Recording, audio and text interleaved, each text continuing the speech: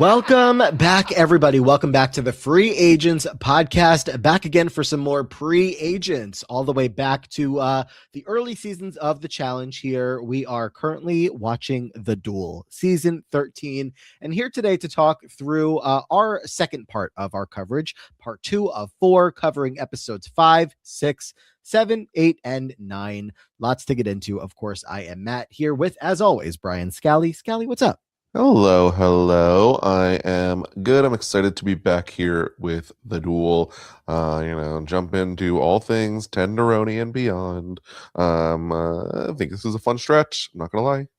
I am only sad that we don't give our podcast episodes like a title ourselves. It's basically just called, the challenge, season 13, The Duel part 2, rather than like giving it a name, because I would love to post this as Goodbye, Kenny, Casey, Nehemiah, Beth, and Derrick. We can start something. It is an option. We probably, like, if there was ever a time, it's here and now, because again, the names of these episodes are ruining my life. I don't remember what happens in an episode, and then I press the episode and it says Goodbye, Derrick, or Farewell, Nehemiah, and I'm like, go away. I gotta say, you look at episode titles way more than I do. Are we maybe not watching in the same place? I'm watching on Paramount Plus. I am not. I mean, I am. So it's probably more avoidable on Paramount Plus. I just I don't know. I don't trust that Paramount Plus hasn't taken everything away. Interesting, but we'll see. Anyway, so we're in the second stretch of episodes here. We have lost 3 out of 4 Key West members in part 1, and so I don't know, how'd you feel going into this next part? Did it keep the season rolling as much fun as it was the first part? I thought it was very fun. I thought this was a very good stretch. I think it's like a good arc to go through in this run. I think that we got like the start of an alliance, the end of an alliance as it got dismantled over these last couple episodes, and saw whether it be some favorites go home, some not so favorites go home. I think this was it had everything. Yeah, a couple of but besides like the alliances, we have like some storylines that are just like really furthering. We're really getting into much more of CT and DM's like beginning point of their relationship, which obviously is not a relationship yet. It's just kind of casual flirting. Is she playing me? Is she not? And all of that stuff. Just like a lot of dynamics that even all the way to this day with some of these challengers are still in place. Or maybe like we see some of these relationships that have fallen out over the years, but right now they're good. That's just the fun of this project. So it's just, very fun to go all the way back. So 5 episodes here today. Want to just get right into them? Let's get right into them. All right. Well, Paul is gone, episode 5. So obviously we got to start looking at some other people in the house. We can obviously get out Svetlana if we want to try to, but other people are going to start becoming bigger targets. Yeah, I think that it has really become extremely clear that there is a group of people that are all working together. They have the same choices every single safety chain, or very close to them, as much as they might try to disguise them just a little bit. And so there are people that are becoming the next targets who are not so happy about it. Right. And some of those people certainly include Nehemiah and Beth. Or I guess Beth and Tenderoni. Before we get into all of this, do you have any finger on the pulse of where that name came from, or all of a sudden she was just calling him that? Well, I do hear at a point where CT might be like, do you have anything done in the other room? You seem a lot looser. You seem like, you're moving a little faster. You're not so tight anymore. Seems like maybe you got tenderized. And so I don't know if that's exactly where it comes from, but I did clock the use of the general word tender in there. Right. Okay. Well, curious if anyone else has any other perspective, if maybe there's more information out there as to where that nickname fully came from, or if it was just in that moment. But Nehemiah and Beth are, if they are not already really close, getting a lot closer over these couple of episodes. By the time we're done with this podcast, both of them will have gone home. So we're really getting the last bits of what their relationship was.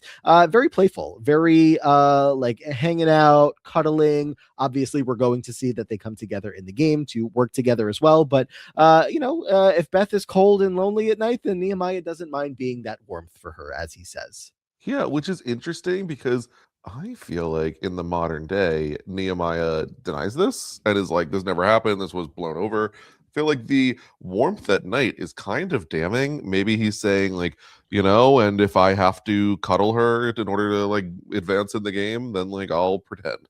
But the way that it's presented on the episode definitely looks like this is some flirting, much to the disgust of Jody. Very disgusting. What did she say when Nehemiah goes, or was it at the end of this episode? No, she just called them weird and gross. I'm like, well, Yeah. I get not liking Beth, but like these two are just hooking up on a reality television show. I'm not getting like the weird and gross vibes. I don't know. Yeah, I don't know what it was. I don't know if it's just like Beth with anyone is gross. If it's like, ooh, I don't think it could be the age gap because Jody and Mark were dating at one point. And I feel like that is a very similar situation. So I don't know, Jody, being so judgmental. I know, right? Anything else before we get to pushover, the daily challenge here? No, I'm excited for pushover. All right. Well, let's talk about it. It did get right into physicality here, which is going to be a theme of a couple of the challenges in these episodes. So what do you got on this one? I thought pushover was great. We have a challenge where two people are just put at the end of the dock. Their hands are tied together so they can't just grab each other. They have to actually just push using their bodies, their, forearms, etc. And once the first person falls off, they lose. We do this bracket style until we have one winner. And there's some really fun results here. Some fun results and some fun drama mixed in. This episode, I believe, was called The Drama Mafia. So, I'm like, okay, we have an episode title. Yes, I'm paying attention to them. I have to. That is not just goodbye, whoever. So I'm like, ooh, what's the Drama Mafia? And we get to find out in the middle of this challenge while we have all these matchups going. And Beth in particular is winning her matchups. First, she beats DM, then she beats Jody, which is a pretty big win for her. She advances to the finals of this against Robin. And while she is preparing for this matchup, you have Robin, who is talking to the Drama Mafia, as Beth names them: Keena, Jody, DM, and Robin. That is this group. And basically that's the alliance. And she thinks that they're putting together some kind of master plan on how Robin can get Beth out and win this challenge, as if there needs to be strategizing on how to win a physical challenge like this. But point being, Beth is calling out this group. Yeah. Now, are you pro or anti-drama mafia? I am going to be pro any group named anything after drama. I wasn't sure if this was the assortment of women that you were behind for the season. Do you think that I, as a child, was pro or anti-drama mafia? Oh, that's a very fun question. Were you pro or anti-drama mafia? I mean, like today, I would think that you'd be pro, but I can see you being a big Beth. I can't remember if you were a big Beth fan or not, but I can see you backing her here. So I'm going to say you were not. I was pro the drama mafia. I was a little stan as a child. I was like, the popular girls get it. Oh like, I think it more so was given the era of the challenge that like I came into starting to watch, that very much was before the Robin and Keena and Jody and DM's time, but it was after Beth and Anissa. So I had definitely seen them in seasons before this, but I felt like I had seen the entirety of the Drama Mafia story, and they were so recent. They were fun. I liked them a lot, particularly like DM, Keena. I think they were probably my two favorites here. So I was very pro Drama Mafia. This grouping is pretty interesting, at least for me. I feel like, DM's obviously got a big story for her personal life and everything through last season and going into this season. But Keena, Robin, and Jody haven't had much of a storyline at all this season, even through this batch of episodes. So it's just kind of that they're in this group together, the Drama Mafia, and they're all anti-Beth. We see it in this moment. They want Robin to win, obviously. And spoiler alert, Robin does not win. Beth wins some nice golf clubs and the satisfaction that she beat Robin. But even even going to like the end of this episode, we're going to see the scene where Beth approaches Jody about all of the ganging up that's being done against her, and she's telling us how she needs to do everything she can to break up this alliance. Sorry, she's just left no choice. There's nothing she can do about it. She has to do whatever she can to get in there. But that's really the dynamic that's being set up here. It's this group of women versus Beth. It's so funny where Kina is like, "Are you gonna blackmail me? Like, screw you!" Like, she is so, and like, you think I'm exaggerating? That is exactly how she's talking. She is absolutely like incensed at the thought that Beth is trying to also play the game like she is, and I think it's really funny. Like, I do think there's an element of Kita is like this young new girl to the challenge and is like, oh my god, this woman is in her mid 30s, if not late 30s at this point, and is like gonna bully me. We're like, no, Kita, she's just also playing the game. But I like a little drama. I'm sorry, it's Just fine. on the matter of age, I was trying to figure out Nehemiah and Beth's ages. And I don't know exactly what age Beth is here, but like it does seem like late 30s. Nehemiah, I think as of today, is 40 years old. Okay, interesting. Just He's so young. I always forget. Yeah. So I don't know how old he is here. I haven't done the math, but like, yeah, just interesting. Ages are fine. And meanwhile, Beth on the show, as we're watching, is 40 years old. On this season?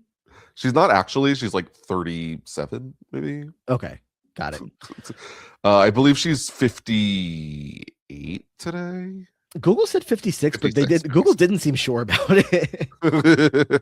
What is the specific wording here? Well, of course, I'm sorry, I'm looking at the AI overview. But it just like it doesn't seem confident. She's 56 according to the challenge wiki, which Okay. I would trust. I agree.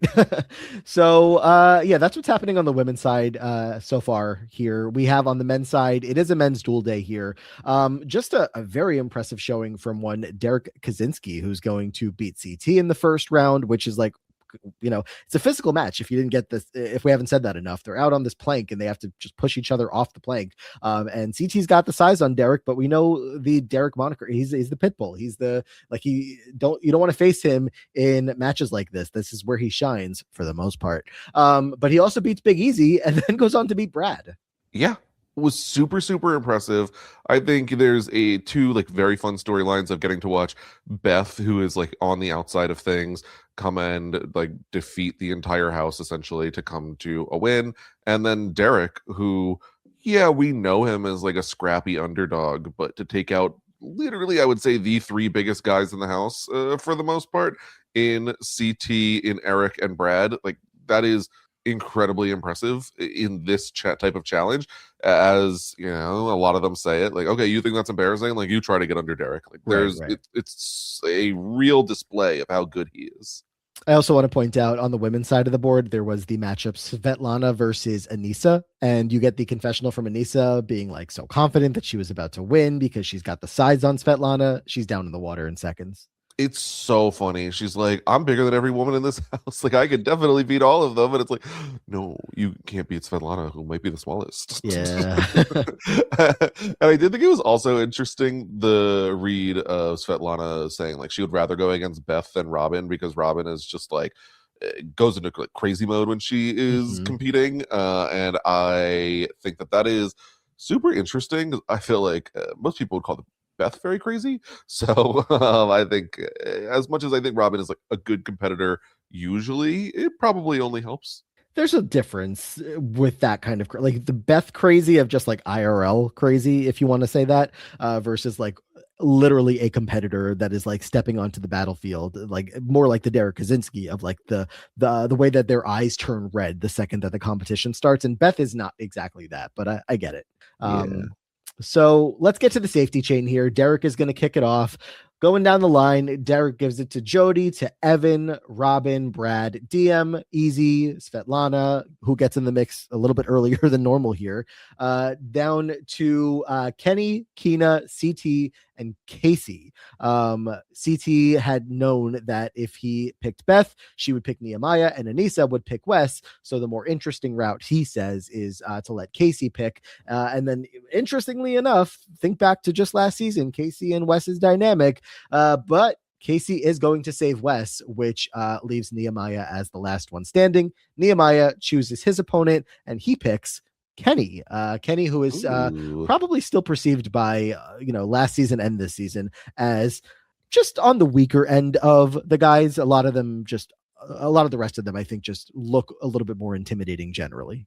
Yeah, I do think that Kenny is kind of looked at as like a little goofy. He's Yeah. good, but he's not, Evan, CT, some of these guys who are looked at as like the top competitors in the house. So I think Kenny not necessarily the most terrifying to go into an elimination against. So I'm not super surprised that Nehemiah picks him.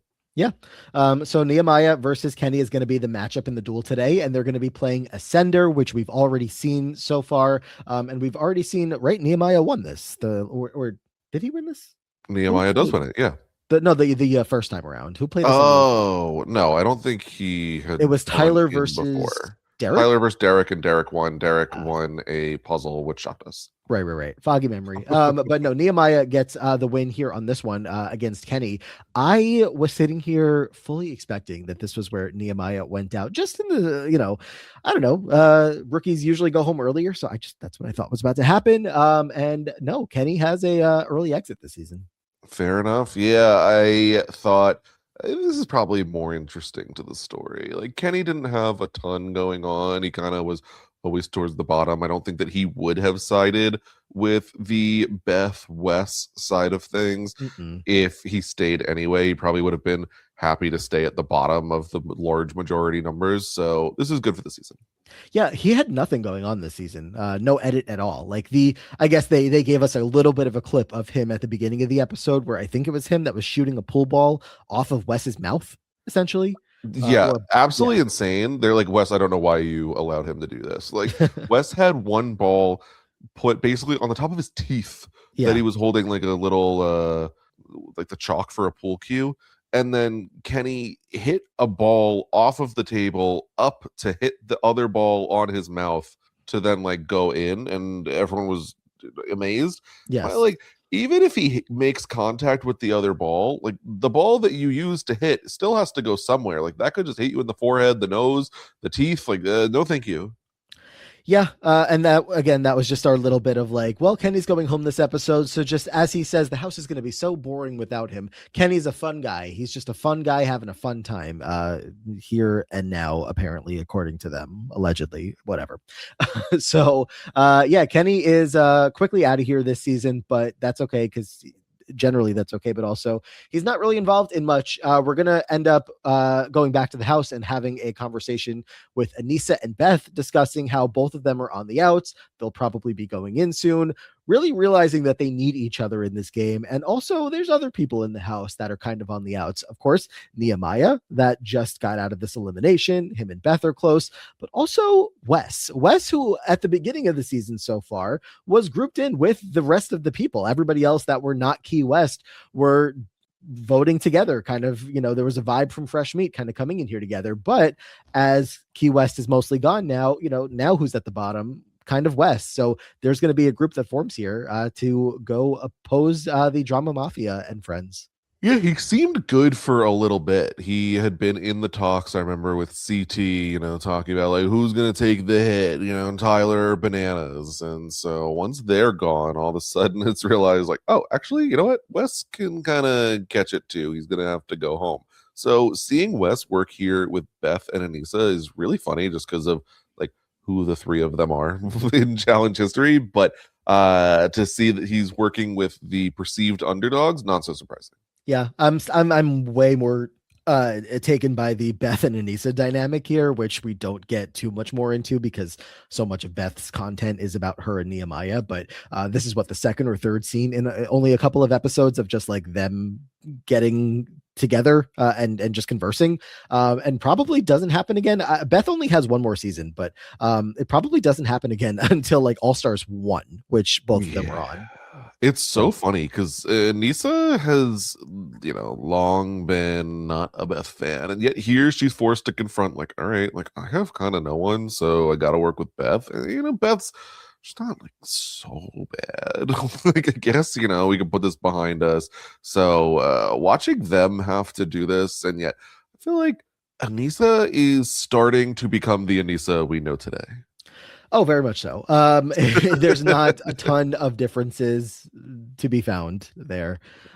So when they made this group, the first thing I was thinking was, why is it just the four of them? There's other people that I think they could bring in. When we get to episode 6, we're going to see a little bit of that they do talk to Svetlana to try to bring her in. She's obviously a bit of an outsider here. I was wondering why like Casey Cooper wasn't brought in, but maybe Casey is still kind of Well, feeling in with the rest of them.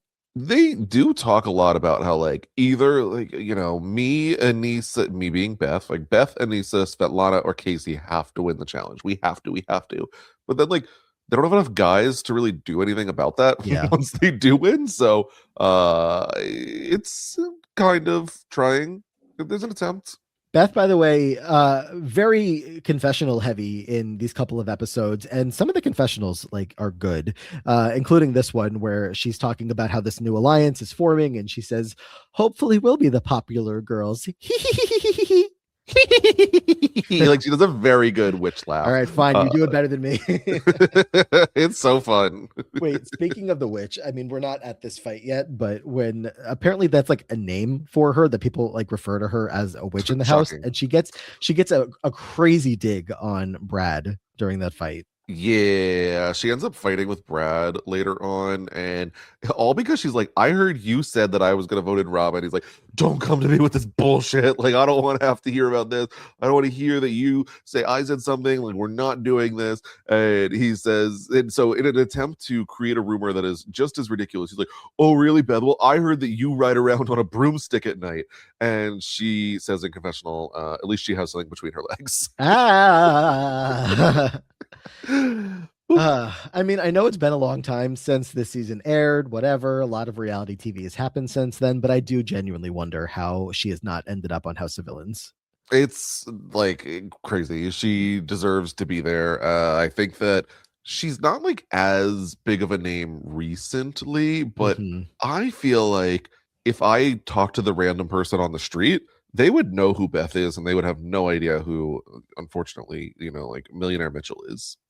Yeah, I mean, depending on when they have stopped watching or if they're still watching, So There were just so many more people watching back then. yeah, I mean, she's a big name from the show. She's on Mount Yep. Rushmore right now. Yep. But there's that.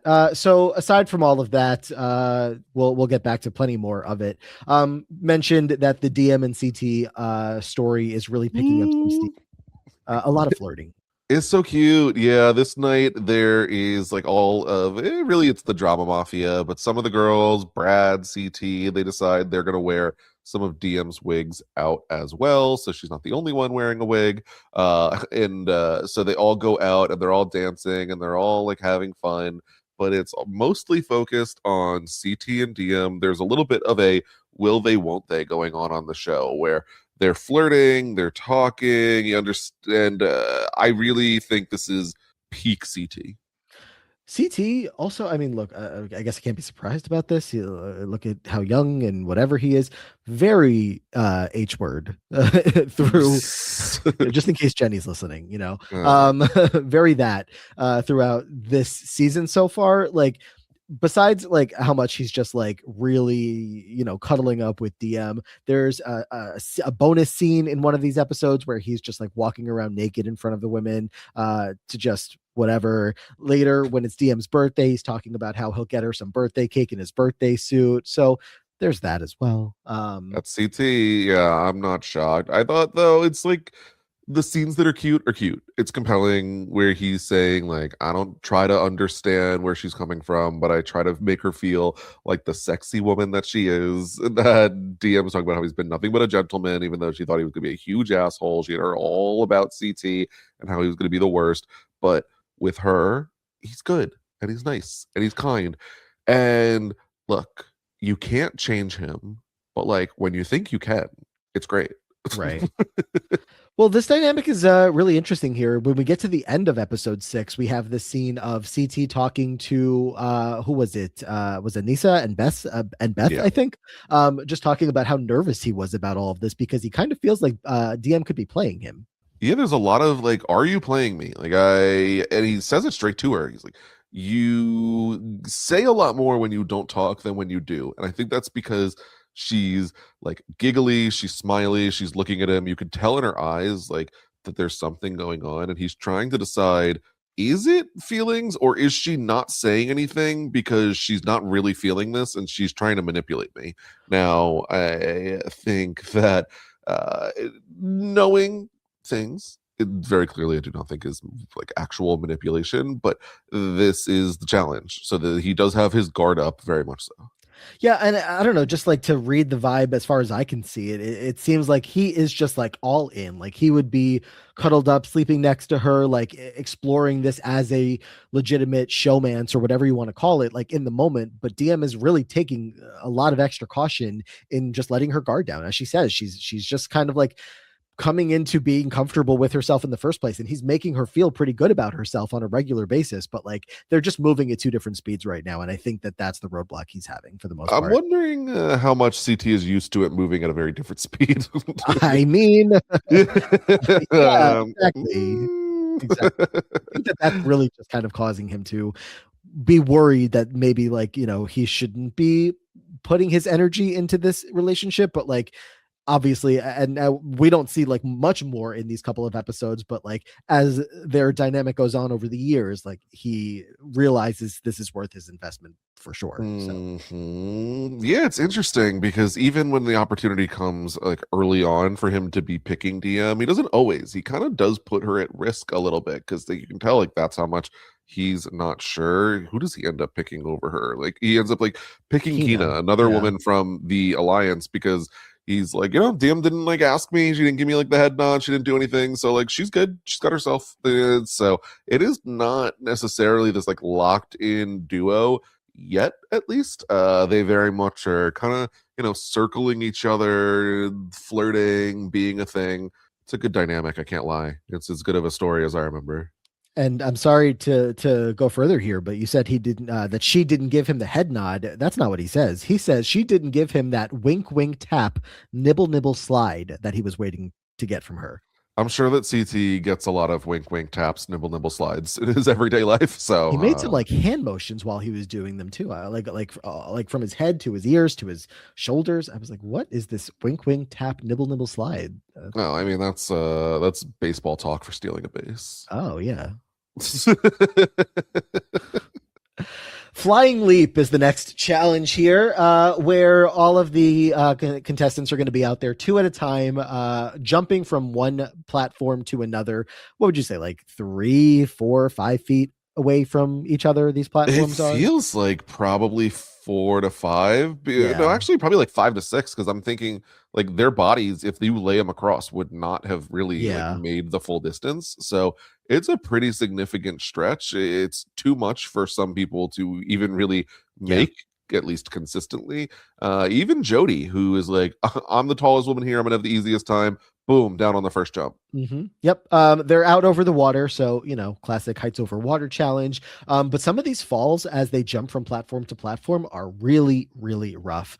In case you care about the prizes, the men here are competing for Frontier Airlines tickets for two, while of course it's a women's duel day, so they're competing for safety. But we see even just like with the first matchup, it's not a matchup, it's just two people competing together, but it's Brad and Big Easy going, and Eric is like, yeah, every time I jump, like the wind is completely knocked out of me because you're just like the only way you can jump is like diving your whole body onto this. It's somewhat padded, but it's not like a ball pit. It's not like a cushion. It's not a mattress. It still looks pretty rough. Yeah, no, for sure. It definitely seems really hard. Like one jump, I'm out, I'm done. I have been continuously very impressed with Eric. I think that a lot of people think about Big Easy and remember him gassing out on the final, remember him not doing so hot on All Stars. I feel like it was an okay performance. But at this point in Big Easy's career, like he is a full athlete, regardless of size. He is jumping back and forth and back and forth. Like he does not get winded in a way that I think a lot of people would expect. I think very, very impressive from Eric. Yeah, I mean the narrative is obviously there in general still of like, in one of the episodes coming up that Derek is like, oh, if I have to race against Big Easy, like I'm gonna win that easily. So Yeah. people aren't like respecting him much as a competitor even from early on, but that's definitely, you see how hard he's trying to work to earn people's respect in that aspect. So we have what other highlights here? Casey obviously was terrified to do this one. She was like freaking herself out before she got out there. And Casey can't even make the jump, doesn't even attempt Does it, not which try. I was like, is she DQ'd because she didn't fall into the water? Yeah, Does it that's matter? fair. It doesn't really matter. There's not a last place goes Right. in. She just sits there, and I think when she sits there for 30 seconds, kind of like there's really no point in her going anymore because she's not going to win. So like, why even do it? Yeah. Because yeah, as you said, these falls are gnarly. As they jump, they are trying to land their body as much as possible over on this platform. But if they miss, they get about halfway, their legs go swinging and they go tumbling midair. They could land on their neck, they could land on their shoulders, on like any parts of their body, just like completely contorted. Mhm. So I kind of feel like as soon as you start slowing down, there's no point in really continuing. Pretty much. On the men's side, we have CT that walks away with the win. He was doing really well. At one point, even landed on his feet rather than landing on Literally like his stomach. insane to see, like every other person is having to full stretch dive across this and hope that they just make it. CT is essentially like, there's stepping stones, just Yeah. like, oh, and one leg to the other, get across, all right, move along. Like this man's insane. It's interesting for me in a big way for to watch CT back in this era because when I before going back to this rewatch, I thought of CT in this old era and I thought CT and DM and I thought CT, angry getting kicked off of challenges. So the fact that there is like a really like good legitimate competitor in here that's not just Yeah. like in the competitions but also like playing the game hard, even from day one, that's a lot of the CT that we still see today of like, or maybe not exactly today, but in the 30s stretch where he was winning one or two more times, that's just CT. This So is why I think there's a big discussion of, the long-term talk of who's the GOAT of the challenge. People will say, oh, it's Jordan, oh, it's Bananas, oh, it's CT.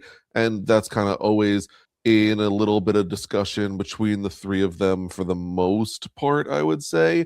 And something that people point to in towards of CT is he's had so much success over the years, having done less challenges than Bananas, and also having been uh, kicked off of quite a few of them, where if he was ever taking the game seriously like Bananas was for that stretch, he would likely have a much better track record than he does now. So if CT was trying, would he be the like undisputable GOAT? It's possible. I mean, he's so close behind Bananas as Yep. far as like wins are concerned. So yeah, if he got one or two more during that time, we're just about even at this point. So, but funny enough, a lot of people's answers are not even one of those two. It's the guy who has what, 4 wins at this point, 5 wins, and is Yeah. catching up. But that'll be fun for us to get there when we get there.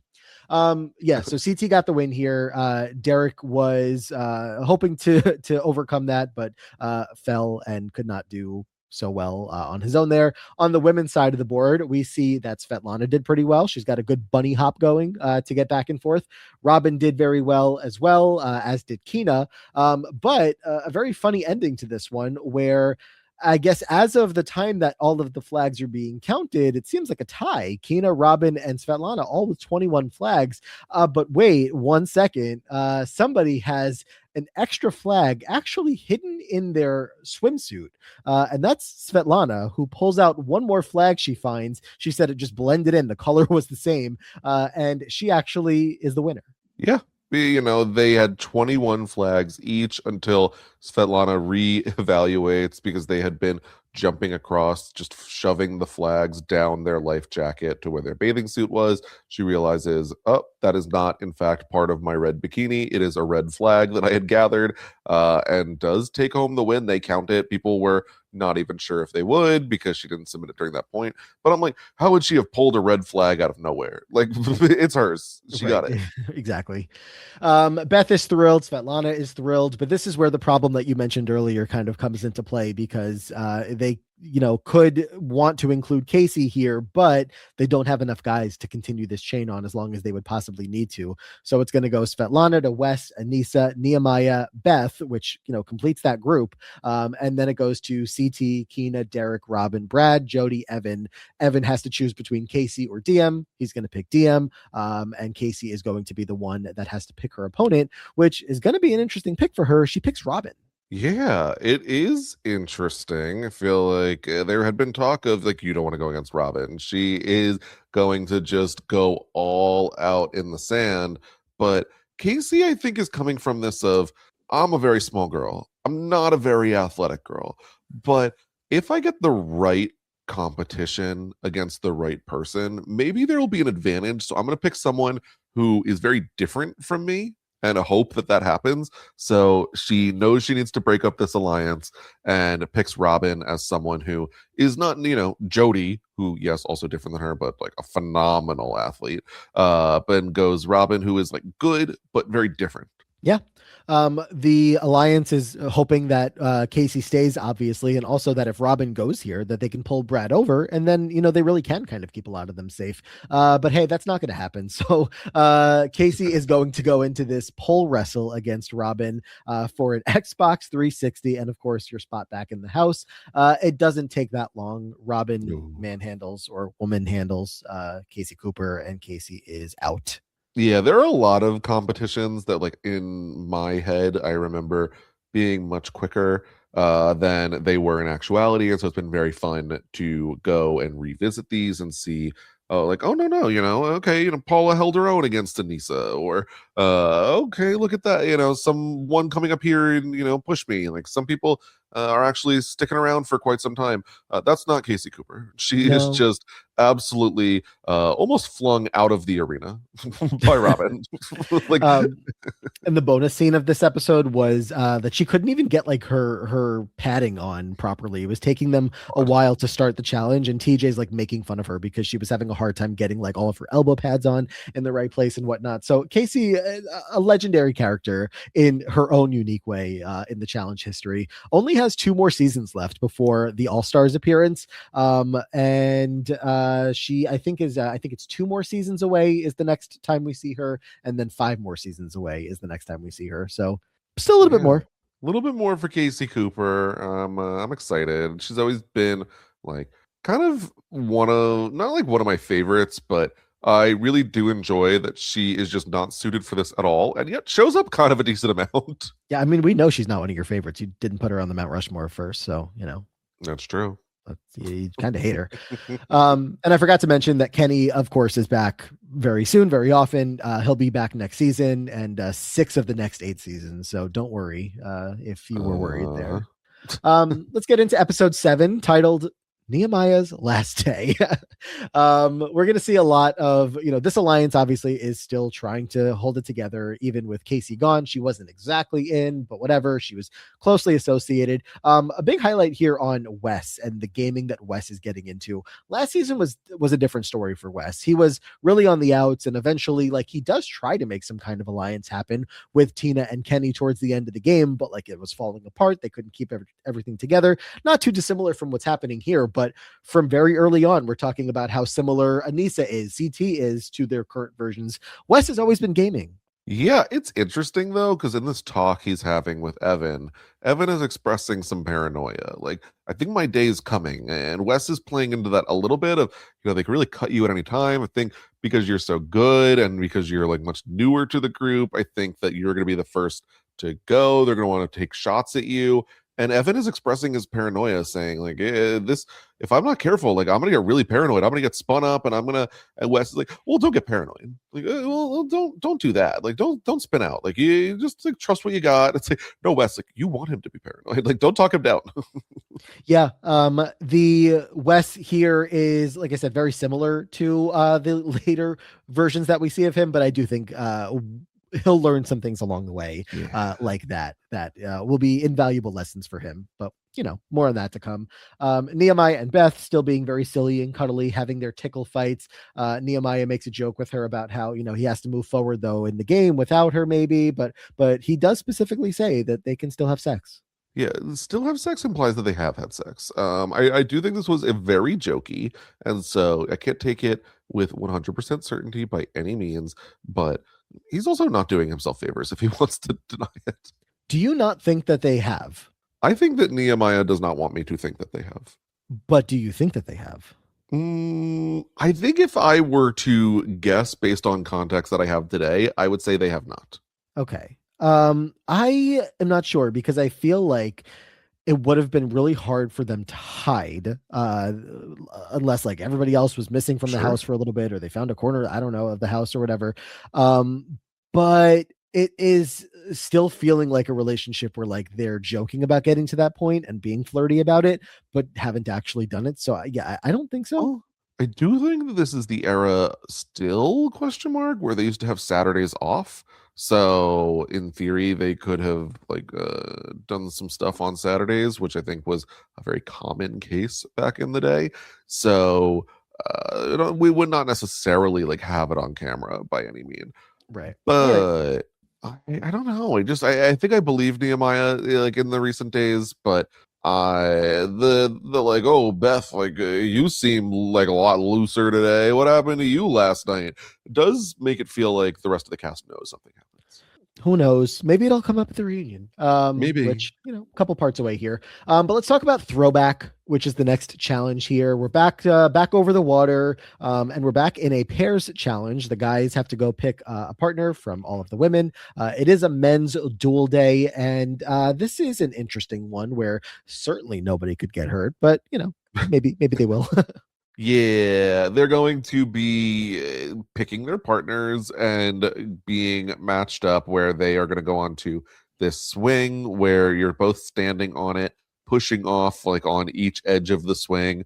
The guys will launch the girls will launch the guys, in which they have to land within this like rectangular zone, swim to one end of it, grab the ball, swim to the other end of it, put the ball in the other net without losing control and the ball going outside of the zone.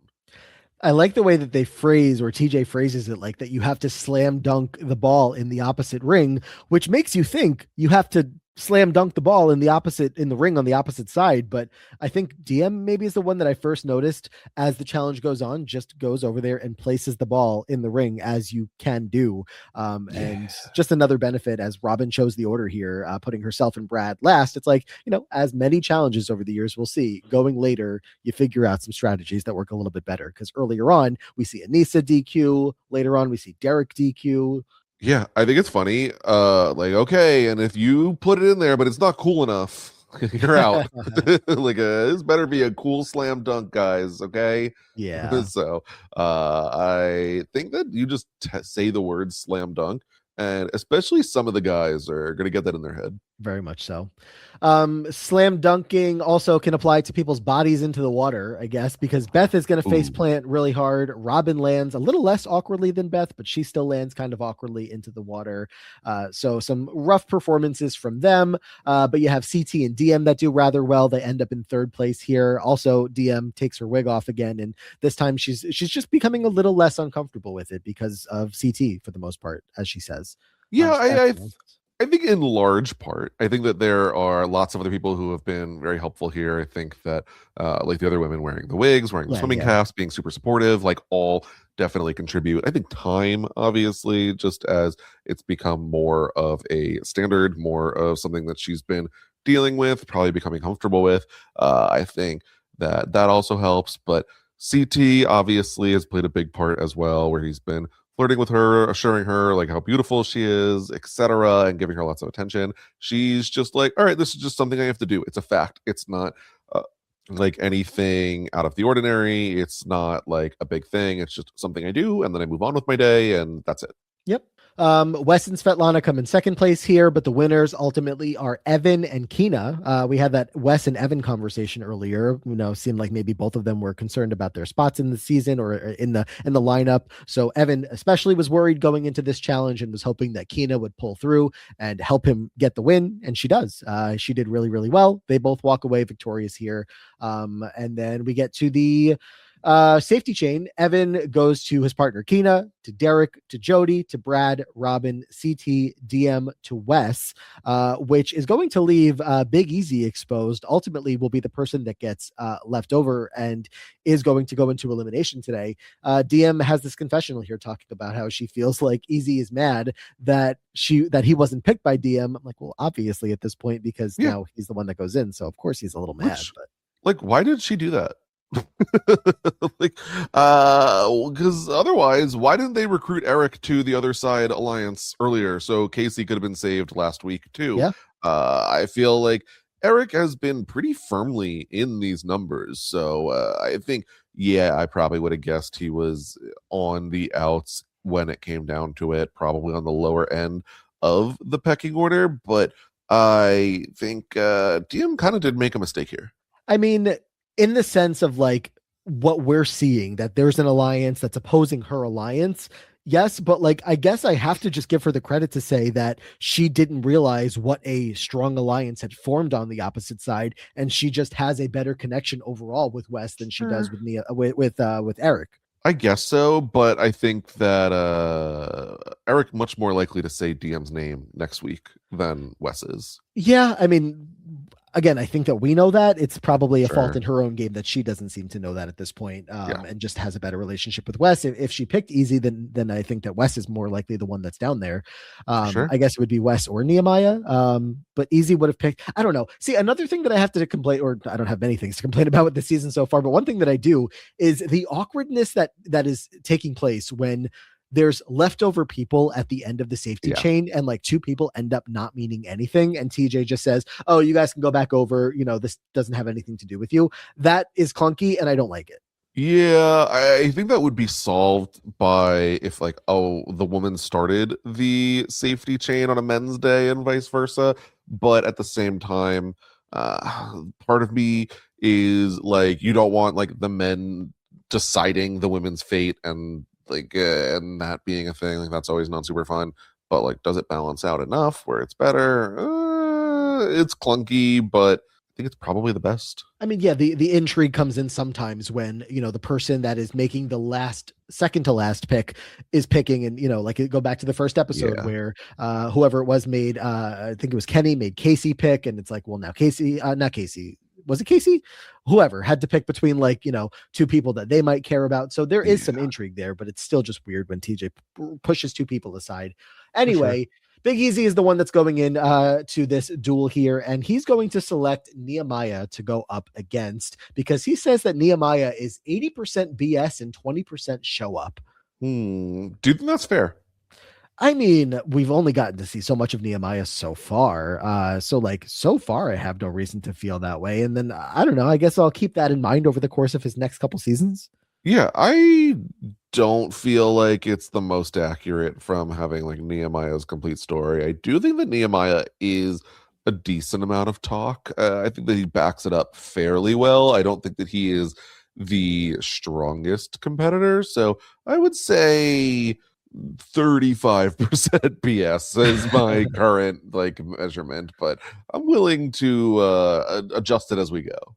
Well, I guess Easy was correct as far as today is concerned, because he does take on Nehemiah in this duel, which is ICANN bringing it back for the first time since John went home earlier this season.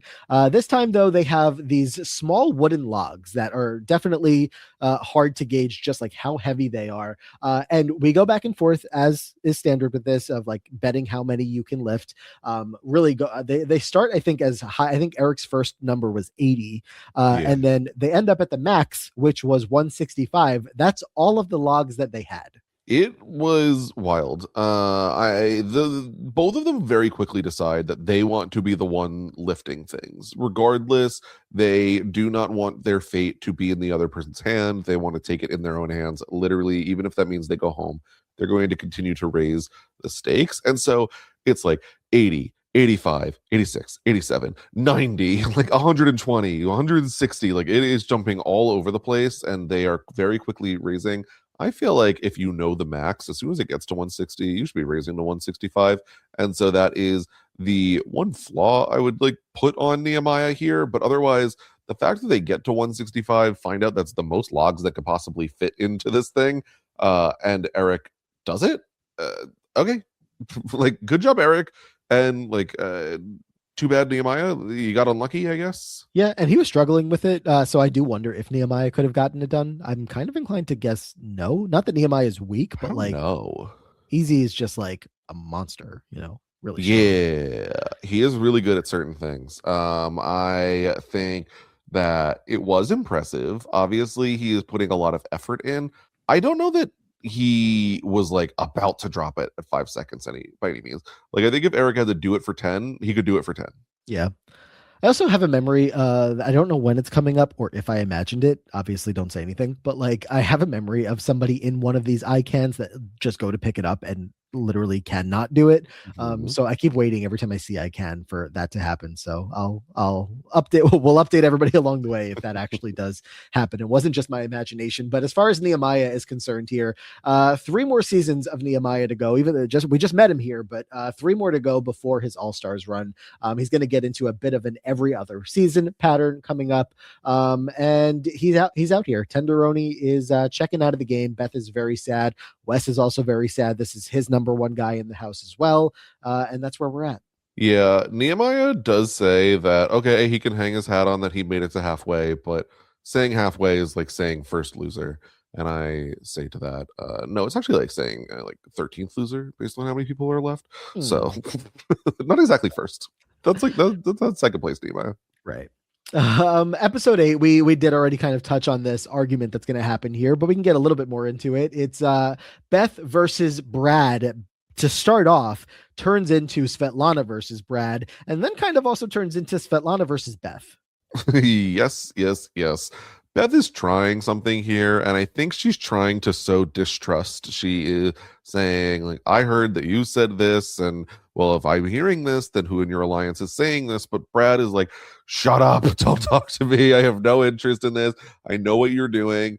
Evan is kind of also the same, and Beth kind of just walks into a trap where she starts saying Svetlana's name when Svetlana's like basically right there. And that's where I gotta, put, shame on Beth. Like, does not do a good job of holding her numbers at all. No, not quite. The drama is intensifying here. It's funny how Brad wants absolutely nothing to do with it. You are on reality television, sir. Like drama is going to. What do you mean? Like, don't bring that drama here. Get out of here. But that's okay. We already talked about the iconic Beth confessional there about having something between her legs where Brad does not. With the whole broom of it all. But yeah, Svetlana's going to be really upset about this. She ends up calling home, and I don't know who she's talking to. I don't know if you do, but she's talking about how upset that she is that Brad was so mean to her, kind of just wants to pack her stuff up and go. She's not going to, but this really affected her. Yeah, it definitely did. There were some like very crazy confessionals also given in this moment where Beth was like, I can't control what some like Russian chick is doing. Crazy Russian chick says to you. Svetlana calls Beth an evil lady. They are very much not fans of each other in this moment. And like so unnecessary. When you think of all the classic challenge feuds, you don't often think of Svetlana versus Beth, but we should No. be. We should be. We should be is right. I think that a lot of people look back on Svetlana, and I think that this is something that gets forgotten. For sure. Let's get to the next challenge here. It's called Rafty Race. They're going to be putting these swim fins on, going across the beach to 10 air pumps. There are more than 10 of them in the competition still at this point. There's 13. And the way that the rest of this challenge is going to take place is that every next checkpoint they get to, 2 more people are going to be eliminated. We're back to the overall theme here of the duel, the number 2. So each time we get to another checkpoint, 2 more are going to go all the way up until the final checkpoint where it's going to be just like the final 4 people, the final 2 guys and the final 2 women that are competing to win the challenge. The men were playing for some kind of freestyle kite or something. Sure. Yeah. And the women, of course, are playing for safety here on this women's duel day. But I thought this was a fun one. I like this kind of, eliminating people along the way. A lot of different intrigue with the challenge of how people were choosing to compete in it. Specifically with this raft that they had to blow up. Some people say, oh, let me just get out there with the half inflated raft and get moving. Some people like Beth say, I'm going to blow it up all the way. And then turns out to actually work in her favor for at least a little bit. Yeah, this was good. I liked that there were eliminations along the way. I thought it made it fun. I thought it gave us good reactions when people got eliminated, in particular with the method of you have to claim a tag in order to claim the item. And if you forget to do that, your item can be claimed, even despite that you're using it. So that does get 2 road rule cast members eliminated here where they might not have been otherwise, in Derek and Keena having their tags stolen And it's very, very funny. You have Kina once again getting very angry of like, God damn it, freaking Beth, like just so angry. You know, "Oh, she smirked at me." Is just absolutely losing it. Where this is where I really enjoy Kina. I was gonna Uh, say this is like my favorite Kina season so far, and it's by far not the most she's been featured in a season so far. no, I think Kina definitely gets a little bit of an attitude here, and it's been very funny to watch. So yeah, And now I got to double check. Isn't this our last Kina season? I think It it might is. Yeah. be. Not obviously this is not someone who's come back for All Stars 3 seasons, and this is her last. So she's not out in this batch of episodes, but we'll see how this plays out. But I hate it when you just start to really get to like someone, and all of a sudden they're gone. Yeah, you Um, could see why I wanted to save discussion on who should come back for All Stars until this stretch. I don't think it's happening. We have had Kina show up to a Challenge Mania since and yes. basically be like, I appreciate it all. I never want to share my life with you again. Thank you. I love Derek. Mark Long, stop talking to me. I'm good. Thank you all. Goodbye. Yes, yes, yes, yes. So I don't know. I'm gonna hope for the best there for us, but if she's happy, she's happy. What So about we're my going to. happiness? I know, I know. We're gonna end up seeing CT winning for the guys. He beats out Big Easy in the final stretch of this challenge, and Jody wins for the women, getting the final victory over Beth there, who again did a really solid run for herself, having that fully inflated boat, but it didn't matter up against Jody in It's the end. so funny where Beth is just like the last one on the beach for the women and is just pumping up this raft and is just like on a little cruise paddling past all of the women like struggling in their half inflated rafts who left much earlier than her. It's just, of course, that would be Beth, like getting to smirk and smile and laugh as the other women are drowning literally in the ocean. Yeah. It just again incredible storytelling, incredible confessionals from Beth all throughout these episodes because she's It's just true. like getting one over on them. I mean, not all the way because we're talking about her boot episode here, but for the times that she is getting one over on them, she is just loving it and eating it up. So let's get to the safety chain where Jody is going to kick it off, passing it to I guess I missed someone because I said DM is next, but I don't. Jody to CT to DM. CT to DM. Thank you. That makes sense. To Evan, to Robin, to Derek, Kina, Brad, to Beth, because Robin told Brad to pick Beth, basically, right, so that Beth could not call out one of them. Yes, basically thinks that Beth is going to choose her. Beth does not like Robin. Beth and Robin, a little bit of history. If people remember Oh, back to, yes. Beth getting Tanya to talk about how she had hooked up with Mark, and Robin didn't like that, and it turned back around on Beth, and you're an evil woman. What the hell are you doing? Stay out of my life. And so Beth and Robin, not necessarily friends through the years, thinks Beth is going to take her revenge here and pick her. Basically says, yeah, we're gonna have to make someone else go in so that I don't have to go into the elimination also. Right. Which is going to ultimately end up being Svetlana here. And so you say, okay, great. Svetlana is going in, or not great, but it is what it is. Obviously she's going to pick somebody outside of this group that is formed to try to take down the drama mafia. Not that Svetlana is like been very vocal against them, but that's No. the side of the house she's working on. Oh, No. she does consider it. She says she's mad at Brad because that argument that they got in, and she could pick Robin because if she eliminates Robin, then Brad is left without his like de facto partner in the safety chain. They Mhm. always pick each other. They always end up very close in the pecking order. So it would really put Brad in a kind of difficult position.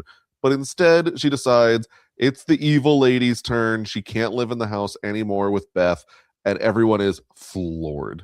I mean, I was floored. I knew she was considering it, but I was still like, this is not your best move. At least I'm Oh, thinking that, right? Like, but also you go into elimination against, we've seen what a lot of these eliminations have been, some of them very physical. I'm not picking someone that I think that I can't beat in a physical matchup, just knowing that there's so limited elimination options and like what, two or three of them are physical.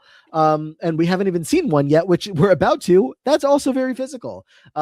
So she does pick yeah. Beth, and I yeah. think that's the bigger portion of it is like, oh, Beth is going to be difficult to beat. As they're saying to Beth, like, no one wants to go against you in an elimination. Like, we've seen how they're structured, and you seem pretty well set up for the majority of these cases. Like, Mhm. people are very scared to go against you. You're going to beat all of them. You're never going home.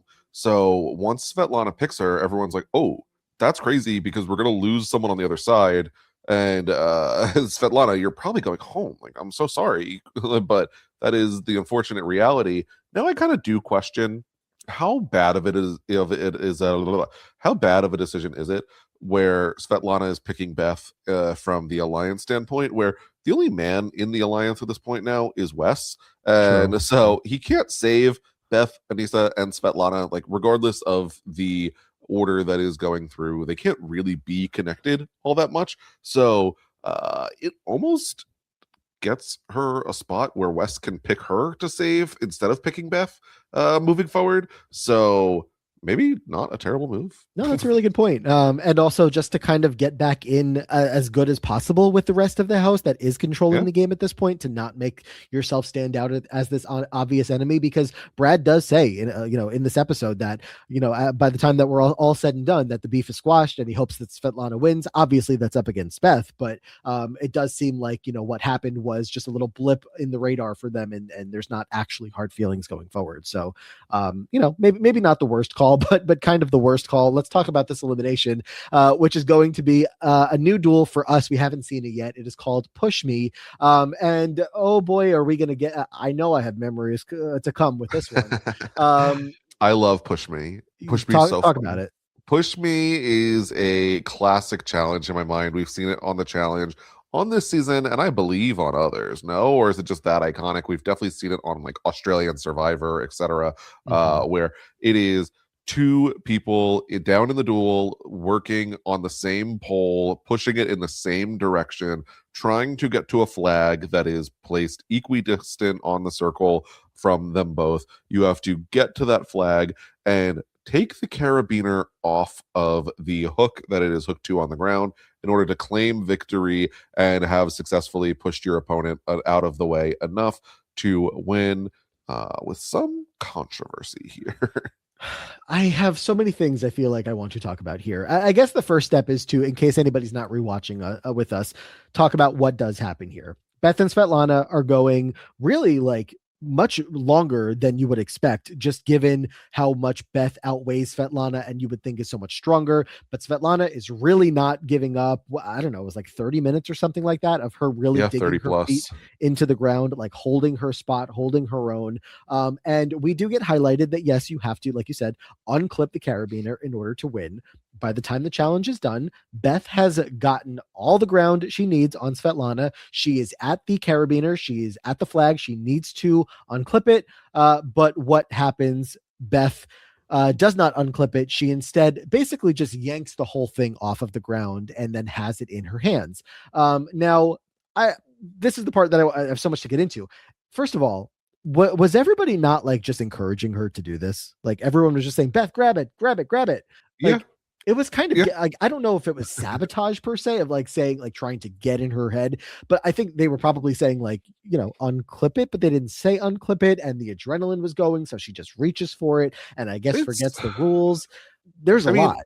It's really hard, in all honesty, where Svetlana almost gives up. She basically is like, goes boohoos on the side and cries, like, I have nothing left. I have no more energy. And she makes a last ditch effort to like shake the pole, like, ah! Like she's literally screaming, shaking it back and forth rather than just pushing it. And I almost wonder how much this just throws Beth off because she's trying to hold the pole in place. She also has one hand down on the flag, and as she's like getting just rocked from side to side, the flag rips. It doesn't even look all that intentional. I think that the flag is just like a little poorly constructed. Her foot at one point though is like on the carabiner, so I don't know how intentional was it versus how much of an accident versus like was this Beth's fault for like putting her foot there in the first place and that's what caused it, because this seems very difficult to hold the pole exactly in place, remove the carabiner that seems very firmly attached without ripping the flag by accident even. Very Because much Beth, so. she does get the carabiner off. It's not like she just like runs away and is like, I win, haha, it's over. Like, no, she gets the carabiner off and is like, okay, like, elimination over. It's like, well, no, because you ripped the flag before you got the carabiner, you are now disqualified. Where I kind of feel like that's I don't know. What do you think of the call? This is the most BS shit we've seen so far. Like, it is crazy.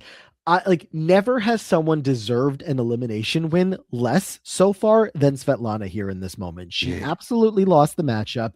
She like, Beth gets to the flag and she doesn't take it off properly, and so they DQ her, and so she loses. It's like, this is the kind of call, like, if someone's going to get DQ'd in this fashion from like a daily challenge and their punishment is, oh, you don't win the daily challenge, that's one thing. But when you get eliminated from the game because it is so easy to not get the character, to not get the flag up in the exact way that they want you to, and I understand they ran through the rules and they said you need to unclip it, like, and she did not do that. She broke the challenge. It should not be so breakable. Like, she should not be No. able to pull it up in the way that she did. She should have to struggle to get it up, and then when she realizes that she, can't get it up by just pulling at it, oh yeah, I have to unclip it. It's so stupid, and Beth is so aware of that. She's basically like, this is so silly. Obviously anybody that just watched that knows that I won, but there's nothing she can do about it. The call is the call, and Yeah. she's out. It's crazy. Which, like, maybe we just don't cheap out on the budget of the flags, because, like, what did you make it out of rice paper? Like, how quickly did this tear? I don't think that I could just accidentally tear a piece of fabric so easily. And yet this just with, Beth breathed on it and it fell off. Right. And like I was teasing, I don't think this is the last time we might have controversy with this one this season. Hmm. So just feels like they probably could have even learned a lesson after the first time, or they just said to themselves, that was so compelling. Remember when the person won and then we had to say, psych, gotcha. No, they It's didn't. almost like, should you throw this as to let your opponent get near the flag and hope they rip it? Maybe. I mean, Emergent strategy. why not? And like, look, from the where we're at, like, and there's more season to come for Svetlana. She's not eliminated here. So, like, I don't know. I could eat my words on this, but I will say, just from this point in the season, Beth sticking around is much more compelling. There's a lot more drama going on with Beth than there was with Svetlana to this point. So I don't know. Maybe I I'll be happier that Svetlana stuck around. But right now I'm like, Beth has to go home because of this. I agree from a this season perspective. I think Svetlana came away from her real world season kind of a star. I think that she was a very large part of it, definitely caught a lot of the focus there. So I think all eyes were kind of on her coming in here. And I think that ultimately, as we usually discuss, she is discussed as one of the one time people who people want back the most. And on this rewatch, I understand like kind of why, but I think it like so far is a little overblown. So far, I would be inclined to agree. I mean, again, there's still some more season to come, so we'll see how that plays out. But like, there's a level of like, at the top of that list of like one season standouts, it's like Ellen, and then Oh, Svetlana is like creeping her way up there, but nowhere near like the Ellen status for me. yeah, no, I agree. There are definitely other people that I would take much sooner Right. at the But moment. I'm still supporting the idea of Svetlana coming back, but we'll see what else plays out. Anyway, for Beth, Beth only has one more challenge in her pre All Stars run. It's coming up in 2 seasons from now. But look, they constantly talk about how old Beth is in this arena, in this world of who's out here competing. So the fact that even at her very elderly age of late 30s or whatever it is, she's still getting called as regularly, even if it's just for one more time, obviously proves how much of an impact she's had on the show. So, And she's kicking ass. she She's really is. definitely doing very well. She is. But she's out of here for now as we go into the final episode we're going to be talking about in this part, titled Until Next Time, Derek. Ooh, yeah, a little bit of a spoiler there too. Just a little bit. Just like a little. Yeah. So let's start the episode. Let's go back to Wes a little bit. And Wes is going to have a tough episode here. He's actually going to be Derek's opponent in the elimination. And we're being reminded of someone that we saw just last season. It's Wes's girlfriend. That's Johanna. He's talking to DM about how much he wants to marry her and get this money to help out with all of those costs. It's so funny because I feel like people now talk about how much you used to win on the challenge, and it was just like a total joke. And yet we have Wes and DM being here, being like, this is life-changing money. Can you imagine? And like it's definitely stepped up a little bit, but just compared to where the challenge is these days, I did think it was funny, like in the context. Yeah, for sure. But good to check in with that couple there. Wes obviously feeling the heat, feeling like he could be in danger soon. His alliance is crumbling. Somebody else that feels like they could be in danger is CT. Feels like everybody wants him out, probably because he's such a threat. So he needs to keep on winning and get people off of his back. But in related news to CT, of course. Oh, yeah. No, I just CT definitely has a plan for tonight. He the involving one DM. Well, involving one DM and her It's a birthday. birthday. Yeah. Yeah, he says that he's gonna serve her birthday cake in his birthday suit. She is blushing. He says that he will be her slave for the evening. It is heavy flirting between the two of them at this point. Yeah. The DM birthday is going to be a big theme of this episode. Everybody is going to be hoping for her success here in this challenge. And hey, it kind of works out. Just the only other story that we have set up before we get to the challenge, and again, this is Derrick's last episode, is a couple comments from a couple different people. Specifically, Jody and Derrick are talking at the top of the episode about how this is Derrick's 5th challenge and he still hasn't won. And obviously, he's hoping that he can get that win. And a lot of people around him are hoping that he can get a win at some point because they see how much he wants it. Yeah, this was a big thing in my mind at the time where, I mean, you have Darrell, who's 4 out of 4 challenges, and then you have Derrick, who's on his 5th and still has never won. Now, granted, obviously, there's only going to be 2 winners, one from each gender on this season, but Derrick had been on a bunch of team seasons. He had done so well. It felt so overdue. I was watching, just thinking, like, this has got to be it. Derrick has to win. I know that he can do it, and this episode didn't really help in that regard for me. Yeah, oops, didn't work out again here. But maybe at some point. Let's talk about the daily here, which is called pole dance. And of course, TJ has to calm everybody down and say, not that kind of pole dance. We're going to be split up into 2 teams here and another competition or another challenge that is basically broken up into a couple of legs. Couple legs, yeah. For the first part of the challenge, they are going to have to draft teams with CT and Eric being the captains as the elimination and challenge winner of the most recent challenge. They are going to have to work in those teams to retrieve the flag from the top of a extremely greased up pole. The winning team will then compete in a little bit of a race running through the sand dunes, going down a slippery tarp, going up a slippery tarp, in order to get to the top, and the first man and woman to do so will be the winners of the challenge. Yeah, the CT team ends up advancing to the next round. CT, DM, Wes, Robin, Evan, and Svetlana. What was that? Very easily. The other team is yeah. struggling to get a single thing together and actually make any progress, whereas CT's team is just like, and DM's up there, she grabs the flag, and we're done. Yep, oh, okay, sure. Work. All in a day's work. Sure, there. Why not? So it's going to be CT versus Wes versus Evan for the guys. One of them will get the win for today, and then DM versus Robin versus Svetlana. Svetlana gets a really good head start, and everyone is like, in awe. A lot of that throughout the season here, just kind of, people being really impressed with how well she competes. On the guys' side, you have CT that's pretty ahead.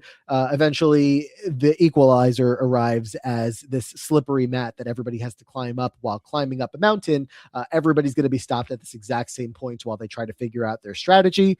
Evan is the one who figures it out the quickest and the best. He's able to really just kind of dig his toes deep into the tarp, which is on top of sand. And he gets himself footholds to get to the top. And then for the women, after Evan's all the way at the top and has won, DM finds Evan's footholds and is able to climb up herself to get up there and get this very fantastic birthday present of a full car stereo. Ooh, yeah, it was talked about how shocking it was that Svetlana, not the runner, she is leading for most of the way. I think, as said, she's a very impressive competitor, especially where you look at her, you don't necessarily expect that from her. So obviously, really, really good there. But DM, famous for the endurance. She is not going to quit. She is known for running the long distances out of the people in this house. So she does do very well here, makes it up. We got like a confessional though from Svetlana who's like, I wasn't like as motivated to win, where it's DM's birthday, and how great of a storyline would that be? I don't think that they handed her the win here, but it was interesting that they presented it as if it is a possibility. Yeah, I don't know. I mean, I think she obviously again found the spots that Evan got up there, so it was Yeah. easier for her to be in that spot. But it's like, well, I guess maybe did Keena see the same possibility, but she didn't jump on it? I don't know. It seemed like Kino was immediately behind her as soon as DM figured it out. Sure. I also want to point out, we're still early on in the challenge here, and the budget here, like, sometimes you're like, oh, let's put a pole with a flag and let's put a tarp out, and that's the challenge. Sometimes that happens. Yeah, look, and I would rather this than a truck is exploding and you have to jump and it makes horrible television and we have to Amen. watch it 45 times over. Like this, we got it done. We're Amen. over it. So Evan is the winner. He's going to pass it to DM, the birthday girl, pass it to CT, to Keena, to Derek, Jody, Big Easy. And then at this point, we are going to see Wes, who has still not been chosen, ask everybody that's left there to vote for Brad, to pull Brad off of the lineup here, basically allowing Wes to pick his opponent in elimination. Yeah. I'm not sure if everybody else, like Robin, who is going to pick Brad, I mean, she would have wanted to do that regardless. Like, do you think that they saw what he was doing there, or they're like, whatever, this works out for both of us because we want you in elimination anyway, and whatever, fine, pick your opponent? This was always happening. Like there's no world in which this didn't happen.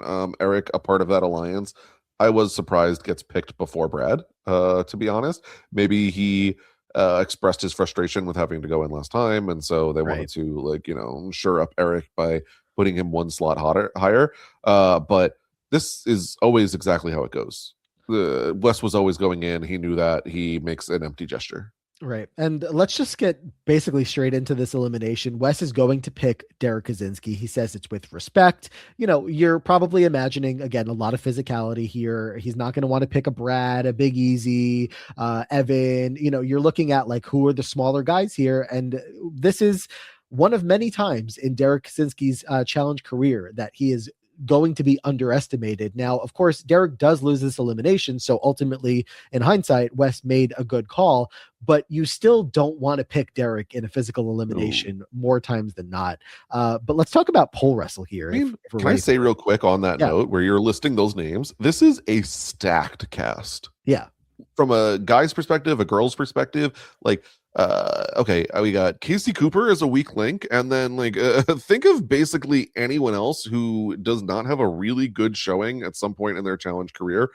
There's like one or two names I might point out, but everyone's really strong here. I mean, it's only because they're new to the show at this point. We haven't gotten like Tyler or Paula proving themselves. Obviously, Bananas hasn't done it, but like of the people that we have seen already, yes, for sure.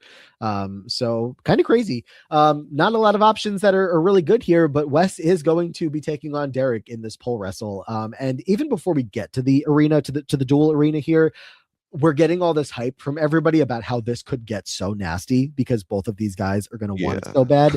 And I think Wes even says like they shouldn't allow two guys to do the pole wrestle because it's going to get so brutal. Yeah, which is interesting because for a couple different reasons. He says it's unsafe that two men should not be allowed to do this. They're going to hurt each other legitimately. And it's not a take that Wes still has to this day. Wes is on social media saying like hall brawls and pole wrestles are bad. They are going to injure people. They are always like very much decided before they're even played out. I would say that this example versus Derek is one of the few times where it is not so obvious. And though it seems pretty locked up that Wes has it, I think that could have gone a different way. I think that Derek is almost the only example where things could really change up, where pretty much any other matchup, you can guess exactly how it's going to go. So very interesting to see him already have this opinion formed back then. Yeah, for sure. And look, I think we have to advocate for two men to be able to go into pole wrestles. Otherwise, you don't get heated rivalry, Sure. But timely reference. This was a crazy elimination. It is just as physical and intense as they were all expecting that it was going to be. How back and forth they go. They are just like two, like, I don't know, kittens playing in a pen, although like the intensity is ramped That up. is The least scary way to describe this. When's the last time you were around kittens playing in a little cage Uh, or something like that? Just like where they just, you can't get them to sit still. They are just bopping around everywhere, all over the place. And I mean, look, for the kittens, they're having fun playing. These two are trying to not kill each other, but really eh, do some damage to get the pole out of each other's hands. They are just absolutely all over the place, on top of each other, have to reset how many times because they end up outside of the circle. It is uh-huh. wild. It is really wild. I thought that there was a super interesting rule, which I don't feel like is a thing now as much. Maybe it just didn't get highlighted in the same way, where they're supposed to be on their knees. They're not supposed to be able to stand up and just throw each other around in that matter. And so I think it honestly creates a more even playing field and also a more engaging thing to watch, because they're not just like standing trying to like throw each other to the ground. They're like actively wrestling for 100% of the Mhm. time, and I think that's super fun. I thought that this was a really, really good matchup where Derek fought super hard.